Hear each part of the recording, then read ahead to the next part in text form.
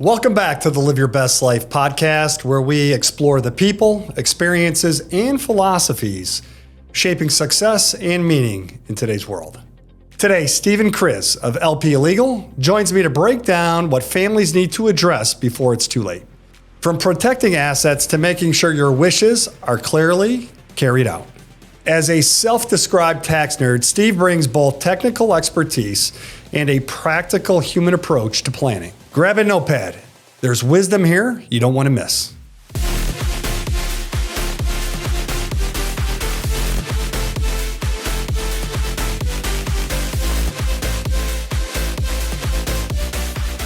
Hello, everyone. Welcome back to another show of our Live Your Best Life podcast. Today, we're very excited to have Stephen Kriz. He's with LP, a estate planning firm out of Chicago, Illinois, who has helped our clients throughout the past several years really understand what they need to have when it comes towards estate planning, and then looking for the future as well, how to be proactive and make sure that they're covered in all the areas, especially when we start talking about our 5-world approach of having that income plan, that investment plan, that tax plan, healthcare plan, and estate plan. So we're going to talk probably about the estate planning process and a little bit about tax planning and being efficient in that area. But Stephen, I want to welcome you to the show. How are you doing? I'm great. Thanks, Tim, for having me today. I'm excited to be here and excited to talk about a topic that I enjoy. So this is great. Man, I think this is such a key topic for our clients because there's probably never been a better time than the situation and the time period that we're in right now to take advantage of some of the things, especially with the one big beautiful bill, and the tax strategies that are available, and tying those tax strategies with the estate planning strategies. And there's a lot of people that could save a lot of money and also set their family up the right way heading into the future. But before we get into any of the business stuff, Stephen, I just wanted to introduce you and have you speak a little bit about how you got into the business, maybe a little bit about the family situation as well. Yeah. So I've been practicing law now for 17 years, and I did not think right away that I would be doing estate planning. I kind of fell into it. I graduated law school at the height of the Great Recession, as we all remember. It was like just difficult to find jobs, and especially coming out of law school, having like no experience and trying to figure out what you're going to do. And I originally thought I would do litigation, and kind of fell into estate planning. There was an opportunity with a small boutique estate planning firm that I just took the opportunity, and it turned out I really enjoy this. I get a sense of joy out of saving money and seeing the results and helping folks. So, I think that what's cool about estate planning is you get to kind of counsel families, you get to know your families, you get to know people, and I think there's a certain joy of that because you really form some really close relationships when you work closely with people. So, but yeah, so I live here in Chicago. Married. I have 2 kids, 4 and 8. And quick little bit about my 4-year-old. My 4-year-old daughter has some health issues, and I've really the healthcare aspect of estate planning and kind of counseling people is something that has become really important to me because of her experience. And she's had 20 surgeries over the past 4 years, and having that experience and seeing what goes right, what goes wrong, and how important it is to have a team on your side, a team that works together, that communicates well. It's important in healthcare, and it's important in your financial life as well. So incredibly important stuff. And so seeing that and kind of putting your life experiences together, for me, it just brings me to be a better attorney and a better advocate for my clients. Absolutely, especially when you're going through that yourself. Do Yeah. you find a lot of people out there that may be in the same situation as you are with your you said 4? Is it your daughter? Yeah. So your 4-year-old daughter. So yeah. Are they like not prepared? Like maybe it is a child with a disability or anything Yeah. else. And they're just lacking the proper documentation? Yeah, I think that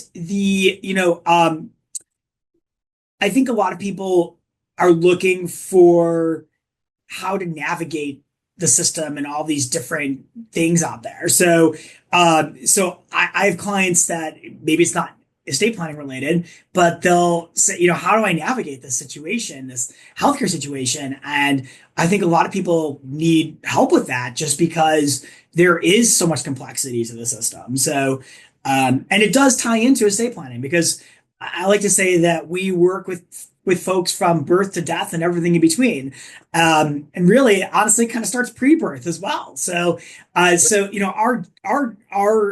Our focus really is spans the entire entire human life. Yeah. And a lot of people think estate planning is just having a will.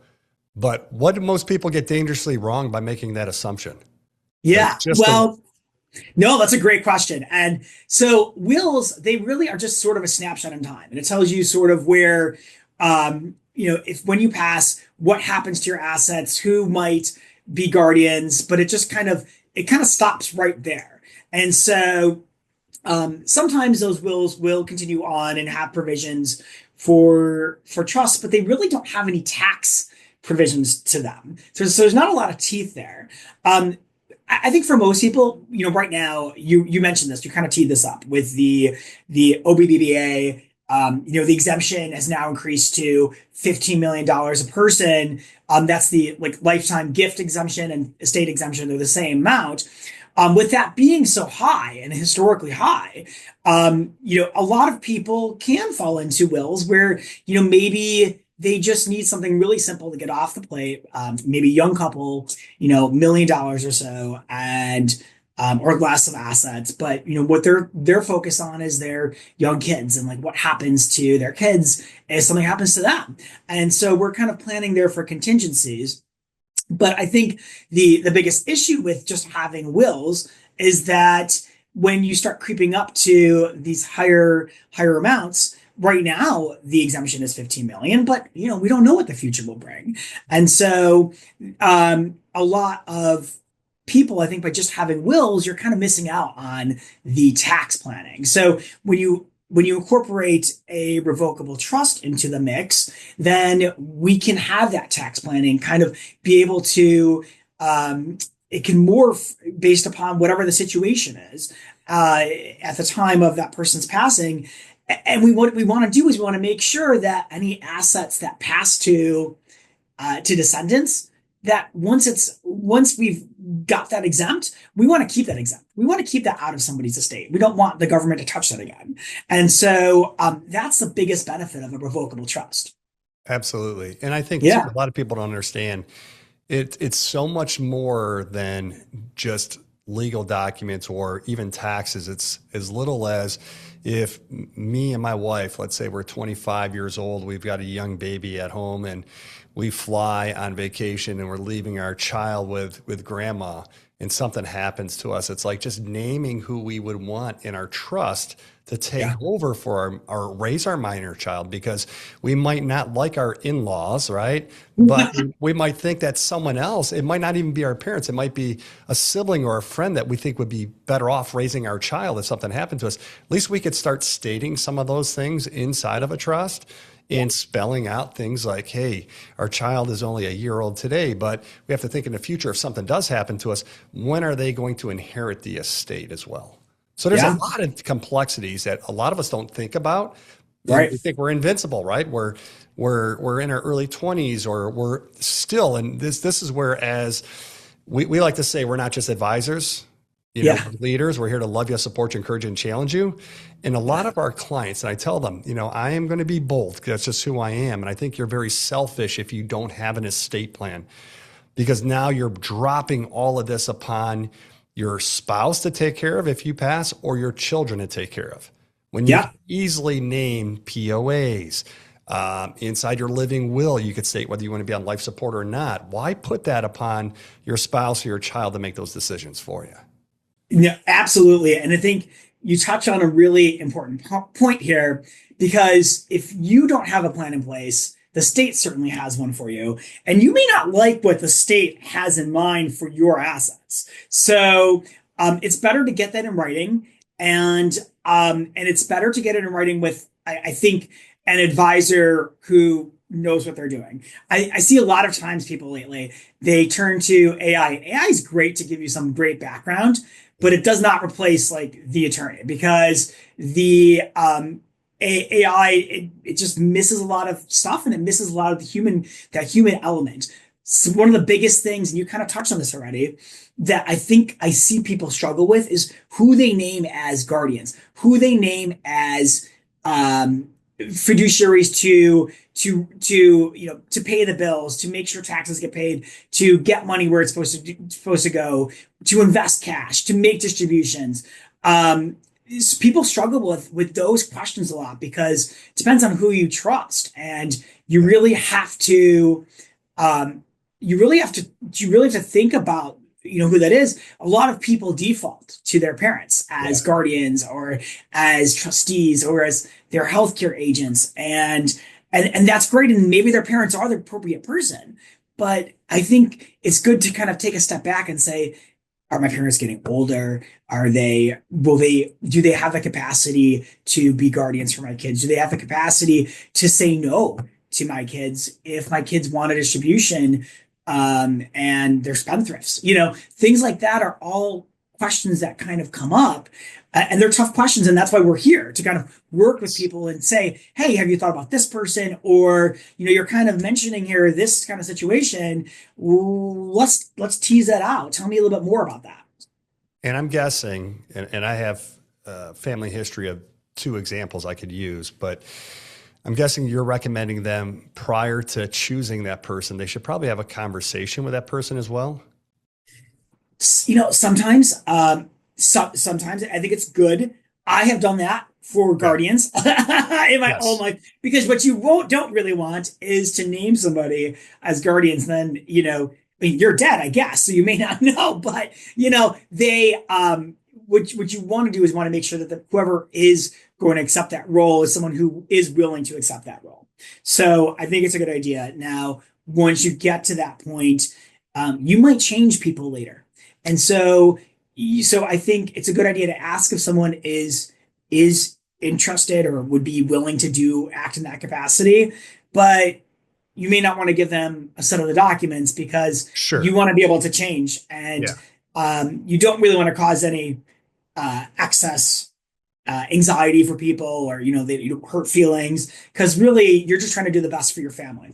Yeah, and naming like POAs. Yeah. It was so critical. So I lost my wife at an early age. In 2018, she passed away. So from a long battle of breast cancer. Now, at the time, she was very young when she passed. And as you can imagine, making that decision, like if she didn't make that decision herself, now we have, let's say, her mom, my mother-in-law, that might be thinking differently, of course, and maybe wanting to put her on life support to extend her life, and me thinking differently because I know what my wife wants, and then we could have trouble here.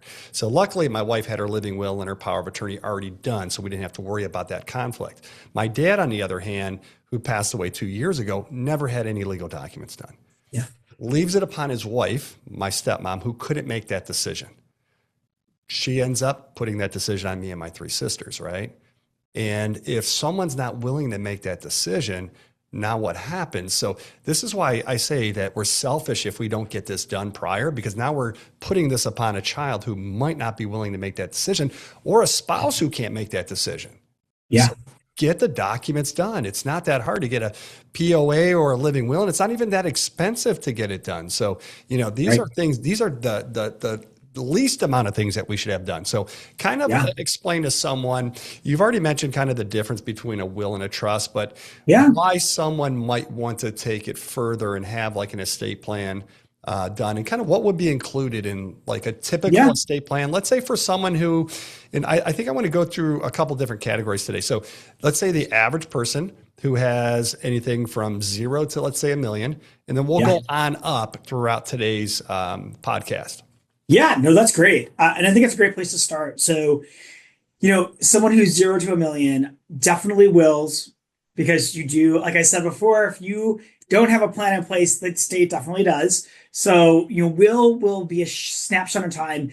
who you nominate to take care of your finances on your death, where you want your assets to go. And that's also personal property. So it could be jewelry, it could be cars, it could be, other collectibles. So who gets that property? That's kind of the basis of the will. And then the other thing, and you just touched on this, are power of attorney for healthcare and for property. So powers of attorney, that's the documents that come into play when you're living, but you might be incapacitated. And so who would pay bills on your behalf? Who would make investments on your behalf? Who would make healthcare decisions, as you said, both if you're incapacitated, and then also, like you said, like the end of life decisions and life support. And so all those instructions are included in this sort of, I would call this like the core documents that probably everybody needs to have are these three documents: the wills and your power of attorney for healthcare and property. Those are your basic documents, and so important to have. So how about things like transfer on death deed? I know every state is a little bit different on what they call it. Like in Michigan, we call it the ladybird deed, or you could have a transfer on death deed. So two things. One is, should someone who has anywhere between $0 and $1 million, one, have something like that done on their deed to the property? And two, when would they need to have, let's say, a trust for that size of assets as well? Yeah, great question. So I would recommend a transfer on death. I would recommend naming beneficiaries of accounts where you can, if you fall into that category where you're just having the will and your powers of attorney. Because what happens is, if you don't have things in your will, or sorry, in a trust, and if you don't name beneficiaries, then we have to go to probate, and probate can take time. And it is a public hearing. So definitely recommend, if to the extent possible, naming beneficiaries, having that transfer on death deed, having that ladybird deed, like you mentioned. I think once you kind of get over that sort of threshold of $1 million, $2 million, somewhere like that, then that's where the revocable trust comes into play, and you can name your revocable trust as the beneficiary or the owner of those accounts. If you have the accounts if you have the revocable trust as the owner, we don't have to go to probate. We can just your beneficiaries can access those accounts right away. And that's really one of the other positives of having a revocable trust, is that there is no time lag. We don't necessarily have to go to probate. So the will is really there to handle situations where we don't always know what's out there. Sometimes people forget that they have accounts out there. And so if you don't have a will, then it defaults to whatever the state says. So that's why having the will, having your wishes in place someplace for all the accounts that you haven't named a beneficiary, you haven't named a transfer on death, or a payable on death kind of situation, having that will, that's why it's really important. So if someone is sitting there saying, all right, maybe I don't need a trust, but I still want the privacy aspect of it, I want the ease of settling it because my kids are out of state, they could still get a trust potentially, even though they may not have the assets that might warrant a typical trust, would you say? Absolutely. And I think that's where the conversation with your advisor, comes into play, because there might be situations where a revocable trust might make sense. It might be the type of asset, or it might be that maybe that person doesn't have wealth themselves yet, but they might inherit from their parents.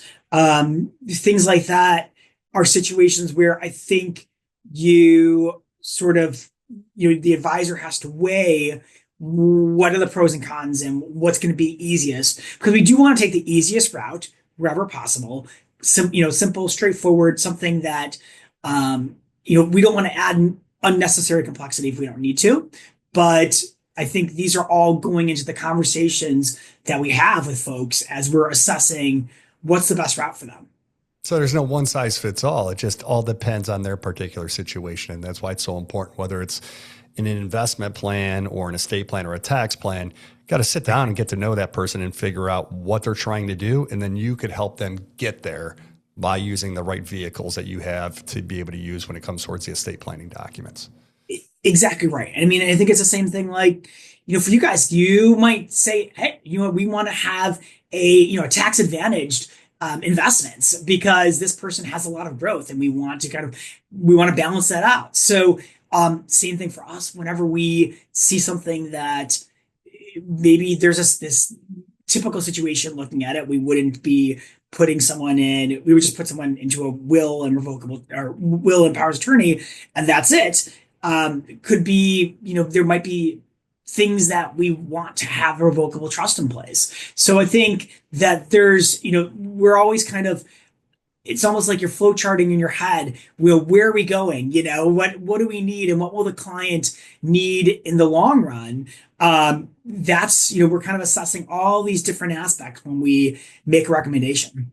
Yeah, I agree. And it can get some complex. And I think maybe that's why, but I mean, I don't know. Why do you think people avoid and push off besides procrastination? And that could be the answer, but why do people avoid getting an estate plan done? Yeah. I think there are a lot of factors. I think that this is a great question. And I do think about this a lot because sometimes folks will come to us and we'll start that conversation and then we don't hear from people for, a long time, like 6 months, a year, more than that even. And then they come back and they're ready to go. But I think that it's a hard, it's an uncomfortable concept to think about because you do have to think about sort of your own demise and things that can go wrong. And I think people naturally have a tendency to want to avoid those kind of discussions. I think the other thing that I think that happens is that people get bogged down in the details. And so thinking about who might be the appropriate fiduciaries, I think that's something that people will think, well, wait, I don't know who I want to have here. And I think it stops that process. What I kind of always say, and what I advise is, when we're talking about the different options for your planning, let's think about like what's best for today. Who's the best person to stick for today? Because most of the stuff that we're talking about, we can change at any time. And so if we can change it, let's pick the right people for today and let's pick the right options for today. And let's structure this, thinking of today in the present, because that's what's going to help you get to that next step and get this done, because you're better off having it done than having sat on it and not completed your planning. I agree. Now, who do you find puts this off more, men or women? That's a good question. I would say that once men are ready to go, I think men are like very decisive on going through and doing it. I think that women, I think they want to get it done, but I think they get more, tend to get bogged down in, well, who's the right person I want to put in place here? And I think that's really concerning. And especially when it comes to, I'd say kids, right? I mean, thinking about who's going to be parenting potentially your kids is a really tough decision. And I think that naturally a lot of folks tend to pick their parents. And what I try to tell people is your parents are, if you're around my age, your parents are probably, in their 70s or 80s.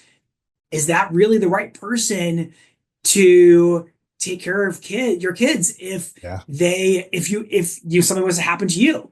And because I think about it this way, it would be worse for your kids to be, kind of shuffled around in different spots if that's not the right fit. So I think that, like I said, there's a lot of stuff that comes into play. We can change it all, pretty much at any time. So I think it's just better to kind of move forward, get it done, not get bogged down in all the details, and we can always make adjustments and tweaks later. Yeah. And most what we're getting from this is most people don't fail from complexity. They fail from inaction. Right. Just get it done. Right.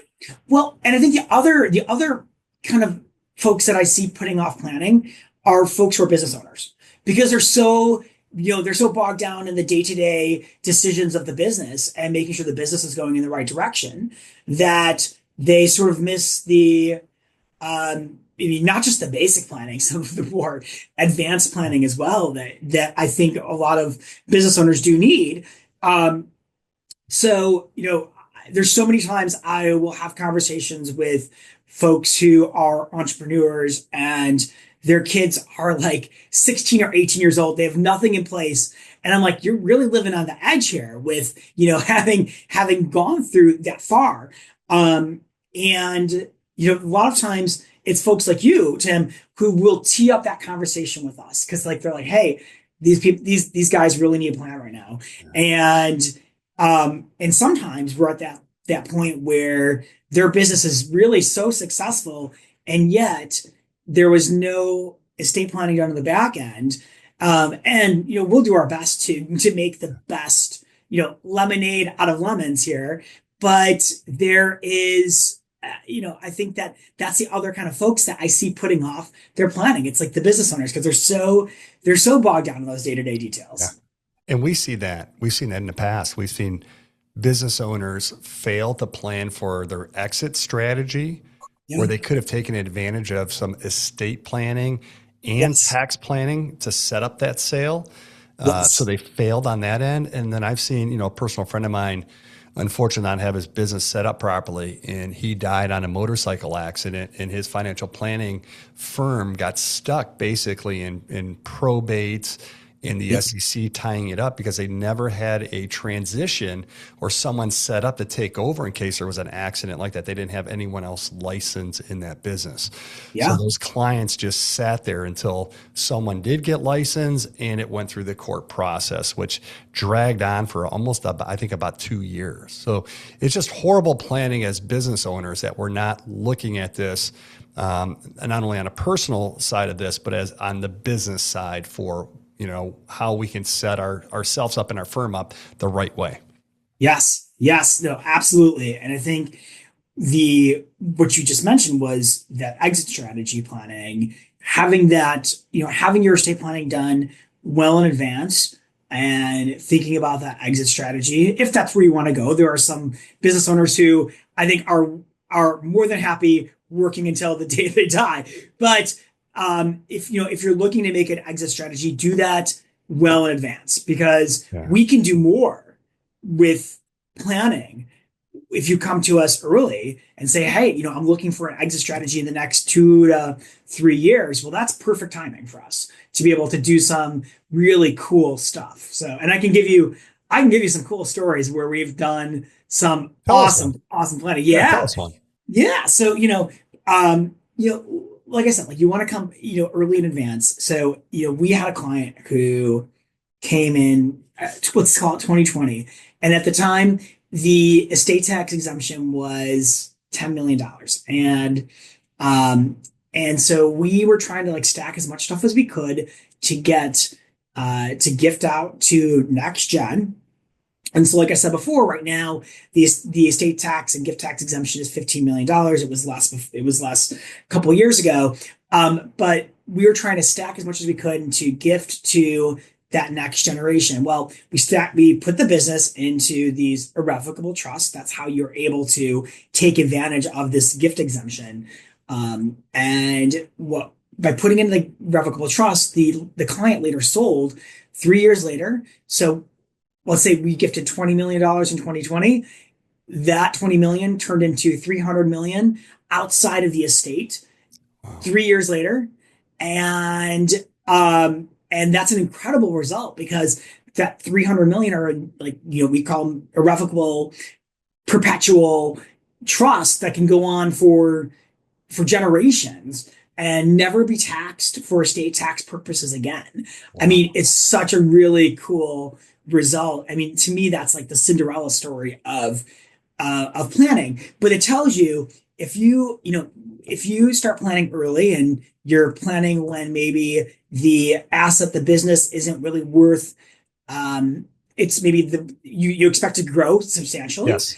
Getting it done and getting it out of your estate early is the best thing you can do because then that growth will be in these irrevocable trusts. And And we can structure those in different ways to be able to take advantage and maybe get, make it so it's the person who made the gift that they can actually use it. There are ways for us to do that, Yeah. but just kind of coming as soon as possible, as soon as you think that you might be thinking about an exit event, letting your attorney know that's the best that you can do.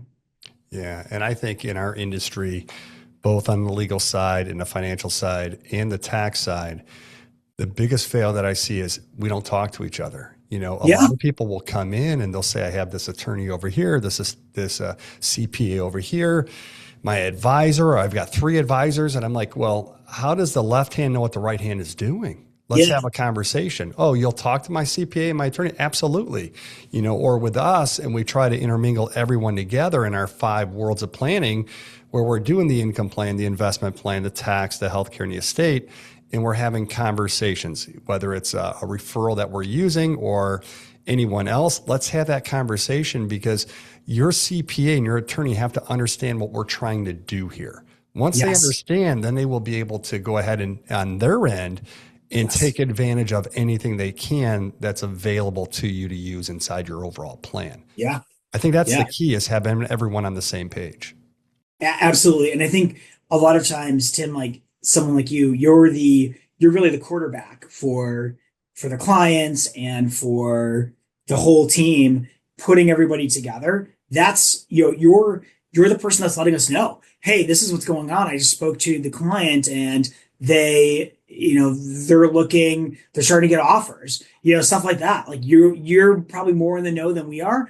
And that's where it's a good idea to have you quarterback these situations. One of the things I think about for, folks that are in the 1 to 3 and they're really heavy on retirement accounts, I think it's a good idea to have these revocable trusts in place. So that way we have some place for those assets to go to be protected from, for your kids. But the way I like to structure it is having spouse get the assets out, the retirement accounts, be named the beneficiary, because that way spouse can get that stretch over their lifetime. And then with the secondary beneficiary, having that be the person's revocable trust. So that way, at the end of the 10 years, we can retain those assets in trust for the kids. And that protects the kids, those assets, against the kids' creditors. And a lot of times, one of the biggest creditors is divorcing spouses. Yeah. So what we want to do is we want to make sure when we're thinking about planning, it's not just tax, it's also asset protection. And part of asset protection is protecting against spouses. Yeah. So we're saying that because we used to have generational IRAs and we don't have those any longer. So we used to be able to dictate that our spouse or our kids or our grandkids or great grandkids would just get the RMD only. So now wife gets it. Let's say I pass away. My wife gets those IRA assets. She takes them out. Now my children receive it. They've got the 10 years to take it out. Yep. Now you're saying once the 10 years are up, the assets go into the trust? Yes. Exactly. Okay. So now the assets go out. So basically the kids are taking that distribution out, whether it's year 1 or every year, let's say 10% as an example. And then after that's taken out, taxes are paid, that money flows to the trust, correct? Correct. Exactly right. All right. So now, because some people, they may not be familiar with the One Big Beautiful Bill Act, but can you explain, like we just talked about the IRAs being subject to the children or the grandchildren taking the money out over a 10-year period. How about Roth IRAs? So Roth IRAs, I think, have the same thing. Same thing. Yeah. And a lot of people don't realize that. Yeah. Now, the difference being, though, instead of taking out those IRAs, maybe the advantage of taking the IRAs out maybe earlier is lower balance. Yes. Pay the taxes on it maybe, or, and then put it into the trust and gain the upside there. With the Roth, probably want to look at it the opposite, maybe wait till the 10th year to take it out. Yes. Because we want to get that full growth there in the Roth. And then we're putting that into a brokerage account at that point. You're exactly right, because That's exactly the strategy to think about. No, and I Exactly. know every situation is a little bit different, so we might want to Yeah. change it up from one person to another. But hey, let's take the full growth on the Roth in that 10th year, and then move it out at that point. Yeah. I mean, so that's funny because you're hitting on one of the things I like to say is if we can avoid tax, let's avoid it. If we can't avoid it, let's defer it. Yes. That's your second best thing. So what can we do to make sure we can get the most amount of growth out? Yeah. Now, some of the things that I've seen over the years is, when someone names the trust incorrectly as a beneficiary and it's created, thousands or hundreds of thousands of dollars in taxes. Is that very common or, and I'm talking about non-IRAs. So Yeah. maybe it could be a brokerage account where maybe the child or the grandchild could have inherited this at the stepped up basis. So if, let's say, they don't do that and they name the trust as the beneficiary, Yeah. does the trust get the stepped up basis or what happens there? Yeah, great question. So it depends on the kind of trust. So the revocable trust that we've been talking about, sort of part of this core planning with your wills and your power of attorney for healthcare and property, those do get the step up basis because that kind of trust is kind of treated as if it's your alter ego. So yes, it has a name in it, and it's the title of your brokerage account would be titled in your revocable trust, but for purposes of the step up, it's treated as if it's your alter ego. So yes, that gets the step up. Um, if we do an irrevocable trust and we give some assets to an irrevocable trust, those don't get the step up. And so, you see in those kind of situations where those trusts might have highly appreciated, assets. And one of the concerns that you have is, well, okay, maybe you're avoiding the estate tax on that, but your beneficiaries are going to get hit with an income tax later. Yeah. And so a lot of these trusts include these irrevocable trusts, they include powers for the person who's creating that gift to be able to take it back and put in different assets. So we talked before about how it's great to get that growth out, right? Yeah. To an extent, right? At a certain point, we might say, this is where, you come into play, Tim, is you might say, hey, you know what? This asset it's grown a lot. Where maybe it's a good time to swap it out for at a higher basis asset. So that way, or even a note. So that way, if that person passes, we get the step up in basis. And now we not only have assets that are outside of their estate, we now also have the benefit of not having to pay income tax on that person's death because the basis will step up to the fair market value. So we want to think about these different strategies. I kind of think of it as it's like playing chess, right? Like if you move this piece here, what do we do to protect that? So you're saying there's options. There's lots of options, yes. And I don't think people really understand it because maybe they've gone to an estate planning seminar, which I don't want to, put anyone down, but some attorneys are just really basic. I'm selling a will service or a trust service, and that's it. I'm not getting into the complexity of your situation. All they're really doing is just providing that vehicle that you're looking for and not getting into the behind the scenes of why you might need something different. Yeah, exactly right. Exactly right. And I think it's also why I think we see a lot now with AI, right? Because you could put your situation in AI and it might spit back for you some basic stuff, but it doesn't know all the different complexities that are out there and to be able to adapt with the different complexities or the different situations. And it may not know all the right questions to ask. So I think it's a great starting point for folks to get a sort of education and a background on this, but it can't replace all the years of working with people to know, hey, what are things that we might have to do and change and adapt to. And I would hope people, if they are using AI, are challenging that AI or looking at another AI service too, because even if I run something through AI to get a quick update on something, I've seen in the past, even just recently, where it gave me the wrong information. I Yeah. knew exactly what, but I wanted to challenge it. And then I brought something up and I says, didn't this just change in the One Yeah. Big Beautiful Bill Act? Yeah. And then it corrected itself and it says, you're right. And it says, this is how it's changed. So you can't just take that answer for granted. You have to challenge that. Yeah. Absolutely. Absolutely. Okay. So now that client that has 1 to 3 million, let's say, what might they need different than that client who is at 0 to 1 million? Yeah, so I think that at the 1 to 3 million, that's where we're starting to contemplate these revocable trusts. Something else that for 1 to 3 that sometimes makes sense is an insurance trust as well. So a life insurance trust you can create, you can own that life insurance in this irrevocable trust, and when you pass, that insurance will not be part of your estate or your spouse's estate or your kid's estate.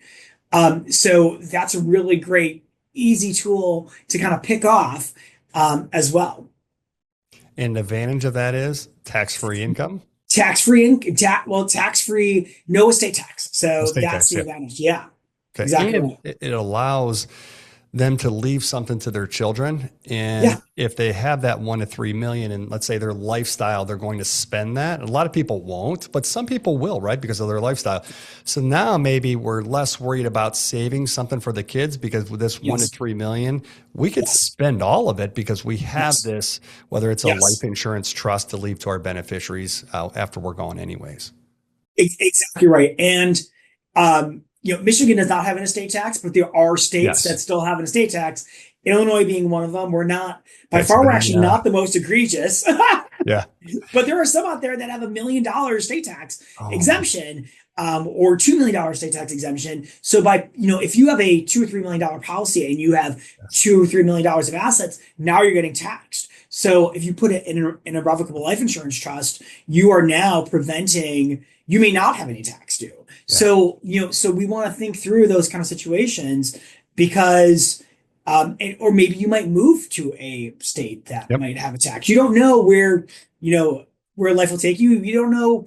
There's no guarantee that the estate that you have won't pass later at a state tax. So I think at that sort of level, it makes sense to start building in some of the more complex structures that we think about in planning. Yeah, and we have clients in about 17 different states, and that's why we have to take every state into consideration. Yeah. And you're right, we have some clients in some states, and it's just like, oh my gosh, this is how you're going to be affected by this. Yeah. Where Michigan isn't like that. Nope. But now we're starting to get into, let's say that. Oh, and one other thing I want to bring up too. I'll let you answer this. Of course, I'm not an attorney, but someone moves. They have a trust, let's say in Michigan or Illinois, and they move Yep. to Florida. Is that trust valid in Florida? What might need to be changed? Does it need to be updated? Yeah. So great question. So Florida does have its own complexities as well. So my recommendation is to just redo the document. Okay. I'm not as worried about Michigan just because Michigan doesn't have an estate tax. So they're not going to be trying to, tax, if that person moves to Florida, passes in Florida, has a Michigan trust. I'm not so concerned about Michigan trying to tax it, right? Yeah. Like I might be for Illinois, but I think it's still a good exercise to make sure that you have Florida compliant documents. So Michigan trusts that are based in Michigan can last for forever. If you die in Florida and you have Florida documents or Florida trusts can't last forever. They can only last for 1,000 years, which is basically forever. I've never seen a 1,000-year trust. I haven't seen a 350-year trust. But to me, it's a distinction sort of without a difference. But you do have to kind of account for the different complexities that Florida has. They have they have different personal property rules. They have different personal residence rules, things that we want to incorporate in the documents. So I think it's a good idea to have those. The other thing is those powers of attorney for property and for healthcare that we were talking about. Even though states should recognize another state's document, it's better just to have the document that they're used to seeing. Okay. And so every state sort of has their own set of healthcare and property powers that they like to see. Um, and so making sure that you have the right ones, it will make things easier for the person when they actually have to use it. So I do recommend just doing a full revamp, and it shouldn't cost the same amount of money because you're not starting from total Sure. scratch. But I think it's a good idea to have it. Okay. And how often do you think someone should get their estate planning documents reviewed? Yeah. Every 3 to 5 years Okay. or any kind of large life event. So, large life event would be divorce, death of a spouse, or children should be included, but great idea to reach out to your advisor at that point and say, we just had a child. Do we need to revamp our trust, just to take a look? I think it just starts that sort of conversation. So like I said, so marriage, death, divorce, new child, and then otherwise I'd say every 3 to 5 years, just because you do want to take a look and say, does this plan still work for us? Do we need something more? Do we want to change who our fiduciaries are, who the guardians are? So I think it sort of spurs that conversation. And if we're purchasing a new property or selling our home, might not necessarily have to have the estate plan done, but we'll probably have to have that deed set up properly. Yeah. And that can probably be set up through the title company when we're purchasing that home, or does it have? Yeah, exactly right. So real estate attorney, title company, but it's a great idea to reach out to your estate planner, because they may not, the other side may not be, they're not thinking about the estate where we are. And so certain states, not all states, Michigan has this, we have this in Illinois, tenancy by the entirety, that allows both spouses to own the property. It's like a legal fiction deemed to be like 100% owner, and it protects that property from claims of creditors. So it's such a great tool to use. So it's a great idea to just like reach out to your advisor and say, how should this be titled? We're buying a new house. How should we title this? Yeah, I always say a quick call to us, no matter what the question is. We'll simply give you an answer no matter what, right? And a quick call to an attorney, just letting them know what the changes are. They could tell you, hey, you're good to go. Don't worry about it. Or yes, we can make some changes. Yeah. Doesn't matter how small or big it is. It's worth at least getting that quick call over to that person you're working with. Right. Exactly. And it could be, maybe it's a second home that you're buying. And so our question then is going to say, hey, are you going to be renting that property out? If so, we might want to structure that a little bit differently than if this was going to be your primary residence. Yeah. So now someone's crossing at 3 million or getting into 4, 5, 6, whatever threshold. So what new risks show up that didn't show up before? Yeah. So I think there we're really, really thinking about asset protection. We're thinking about growth. We're thinking about, we're thinking about the size of the estate, and I would kind of put it at this like really 4 to maybe 15 or 4 to 20, sort of, area. And at that point, I think, yes, all the things you were talking about for the 1 to 3, and we're then thinking about, well, are we ready for gifting? So once you kind of hit that 15 million threshold, are you a business owner? Are you expecting that exit event? Or do you have a really great investment that is just taking off because Tim did such a great job investing, right? Sure. Are we looking at that? Are we saying, is there something else that we should be doing to get, growth out of that person's estate? What are they big spenders? Because sometimes people keep accumulating because they don't spend. And if they're not spending, we might end up in a taxable situation. And like I always say, well, if you're not spending and you end up in a taxable situation, well, then Uncle Sam is happy to spend it for you. So, things like that, we're kind of thinking about, charitable planning. So some folks are charitably inclined. So do you, are these like QOZs and QCDs or DAFs? Yeah.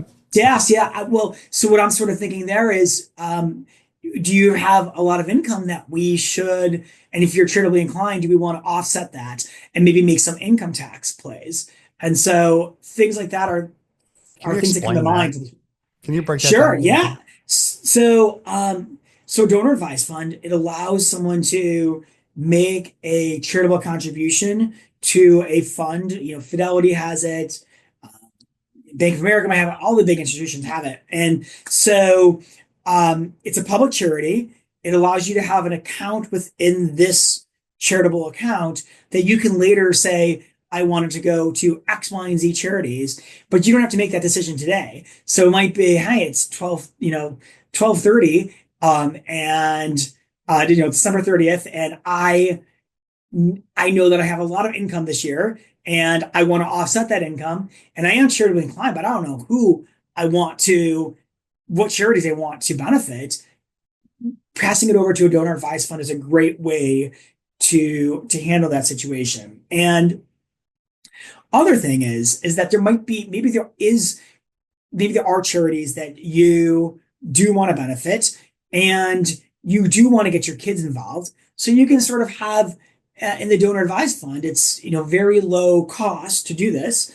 You can have your kids start to come in and they could take over when you pass. So unlike a foundation that costs money to set up Yeah. and there are rules you have to follow every year, donor advised funds a really great way to just kind of do the same kind of thing if all you want to do is make grants to other charities.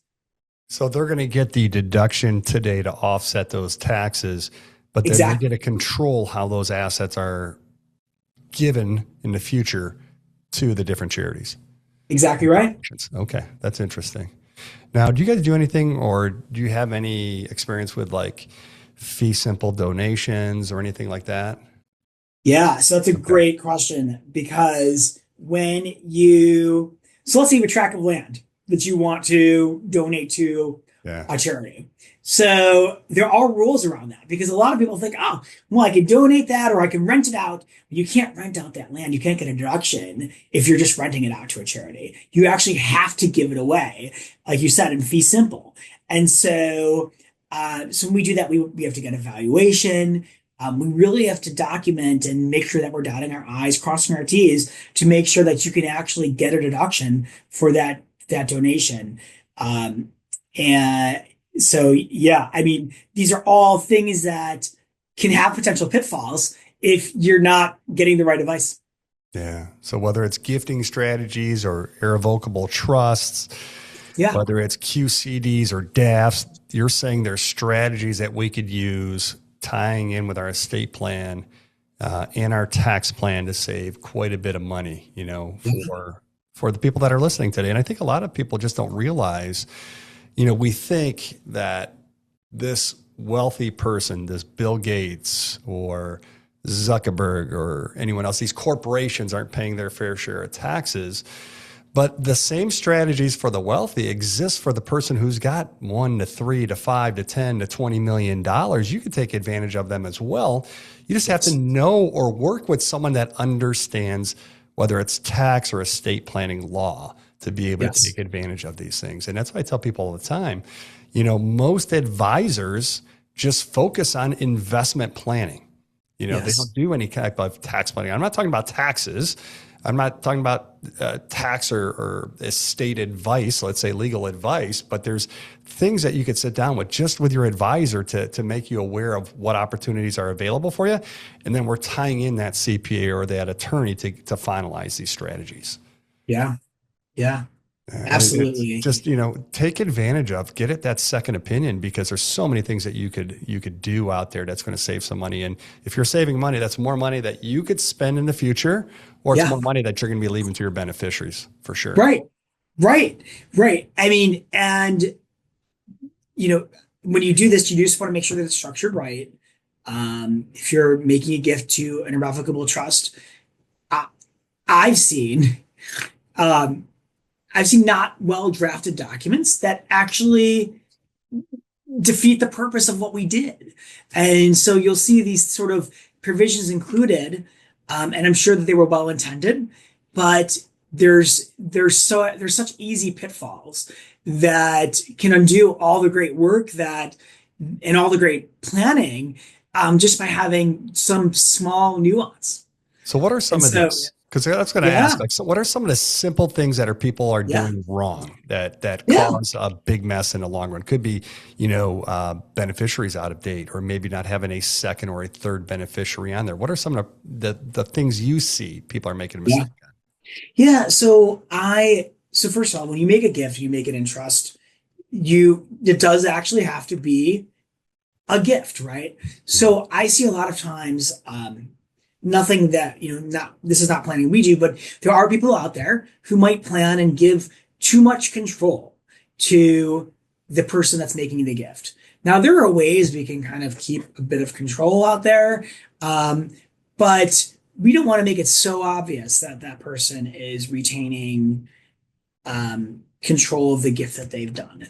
And so if they do that, then not only do you have they used their exemption, but it could still be includable in their taxable estate later, which would mean that we didn't really accomplish anything. In fact, we may have made things worse by doing that.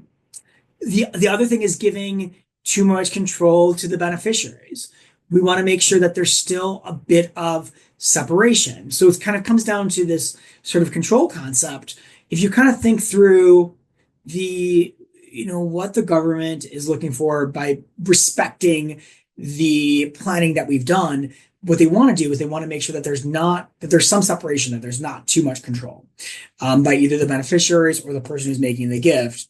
Because if there is, then that might unwind, and you still might have been deemed to have used your exemption. Not a great situation. Okay. So you want to make sure that you're following the rules and you're working with a competent advisor who knows the ins and outs, because it's very easy to end up in a situation where you might end up getting double taxed. Yeah. I think so. It's not even really lack of documents; it's lack of coordination is Yeah. what we see here. And also understanding too some of these tax strategies, which is for another subject or another podcast, but some of these tax strategies can be challenged by the IRS. You just have to understand, like, is that still the right thing for you to do? It doesn't mean it's not the right thing to do. It's just understanding that some of this could be challenged, and maybe you're not getting the leverage that you might be a little bit less, could be more if the IRS rules in your favor, but it's still legal, still able to Right. do it. Just have to understand the leverage that you might be missing out on. Now, where do you see estate planning intersect with taxes and investments and overall retirement income, the most? Do you see that in mostly the higher net worth people that really have to be really taking this into consideration? Or do you think that even the people that maybe haven't saved as much, but still have that $500,000 million, they're still, should be still taking this into consideration? I'm talking about making sure all of these areas tie in together. Yeah. Well, I think like certainly for folks who are in the higher net worth, we do want to take that holistic view. We want to incorporate lots of different strategies in order to reduce the estate, in order to reduce potential income taxes, protect those assets. But I do think that you raise a great point that people, even in the 500 to a million, I think making sure that your retirement accounts are structured appropriately can be huge. And also thinking with the foresight that maybe you have, maybe you have just a traditional IRA. There might be a situation where in the future you might say, maybe you're at the lowest, maybe you're at a low tax. You have a year of like a low income tax. Maybe you want to pay the tax on that year and recognize some of the income. So that way and convert it to a Roth. So I think thinking through some of those strategies can be beneficial for the future and for your beneficiaries. Yeah. And a lot of people we see are really good at building wealth, but Yes. they can lose that wealth in a lot of Yeah. different areas, whether it's taxes or not having a proper estate plan. Yeah. Now, what's the difference between, transferring wealth and transferring values? Because I know we could transfer that wealth through the estate planning documents, but can we transfer some of the values and what I've seen? And I think you mentioned a little bit earlier, and we have clients that me and you have both worked with that might have said, hey, I want to make sure that my kids, even though they're in their 20s right now, I want to keep this wealth in our family. So maybe transferring that value could be, I want them to sign a prenup in order for them to keep or get their share of my estate when I pass away. Are there anything else like people could transfer values down through estate planning? Yeah, so there's lots of different strategies I think that people can use. So there are some people who want to make sure that their kids are productive members of society. By that I mean that they don't want their kids just sitting on the couch playing video games all day. What they want their kids to do is to go out and either volunteer or work or take care of their family or some kind of combination of all of that or get an education, whatever it is. We can include provisions in there to sort of transfer that, the parents' values over to the kids and making sure that they are in fact, they are in fact, living the life that their parents want them to actually live. Yeah.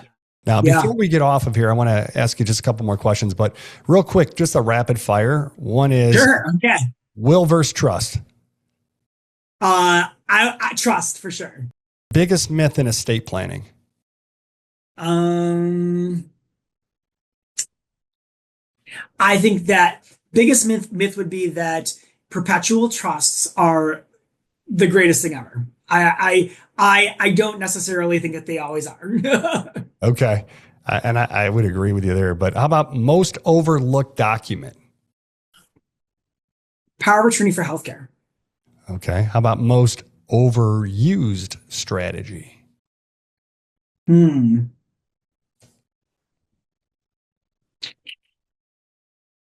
I would go with just the slats actually. So slats are spousal limited access trusts. So I don't think everyone needs to be doing a gift all the time. So sometimes people think that they just need to they need to get it out of their estate and they want to hurry up before the exemption goes down. We were worried about this when people thought that the exemption was going to sunset. People made gifts, like I said before, those gifts are irrevocable. So I think you really have to have some intention rather than just going through because everyone's making a gift that you make a gift. Yeah. All right. So someone's listening today right now and they haven't done anything. They're sitting there going, what should I do? What's the first three things that they should do this week? I think they should call their investment advisor.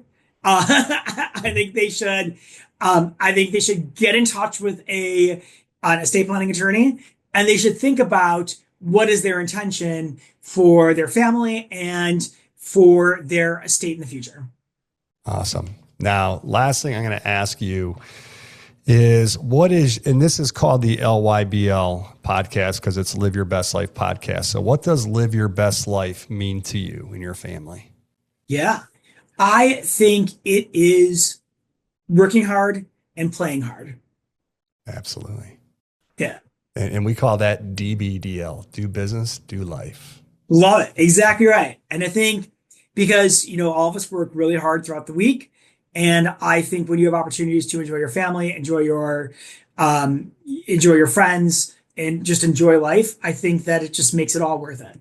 Yeah. When my wife passed away, it changed who I was because it made me look at life differently. And I look at it today like if I wasn't enjoying life to the fullest, man, I'd be doing a disservice to her who she can't be here today. So I'm going to enjoy life, and at Strategic Wealth, we always talk about our 5 worlds, the income, investments, taxes, healthcare, and legacy. And what we found in most people only plan really for 1 or 2 of those areas. And they're missing out on especially the estate plan or that tax plan. And that's why I love having you on today because it enlightens them that there's opportunities that they could take advantage of. And that's where we step in as a leader and try and give them we try to love them, support them, encourage them, but also challenge them. Now, let's end it this way. How do they contact you? So someone's sitting there and they need to work on some of these more in-depth strategies. How do they contact you? Email, phone, all of that works really well.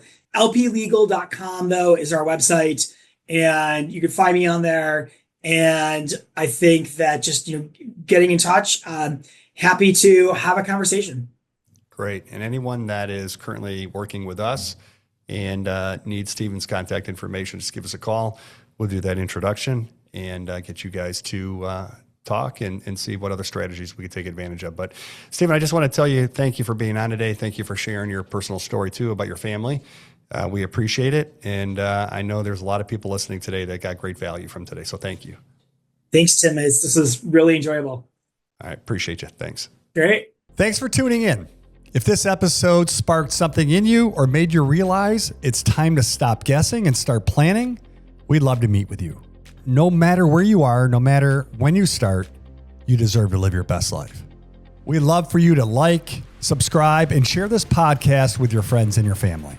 Remember, living your best life isn't a destination, it's a decision. And it's a decision that you get to choose. Until next time, stay well, stay informed, and keep living boldly. Investment advisory services offered through Strategic Wealth Advisors Group, Incorporated, a Securities and Exchange Commission registered investment advisor. Content contained herein is for informational purpose only and is not intended and should not be construed as personalized investment advice or an offer for the purchase or sale of any security, insurance, or other investment product. Investments involve the risk of loss, including possible loss of principal. Please consult with a qualified financial, tax, accounting, or legal professional before implementing any ideas or strategies discussed here. Content provided may be obtained from sources believed to be reliable, but cannot be guaranteed as to its accuracy or completeness.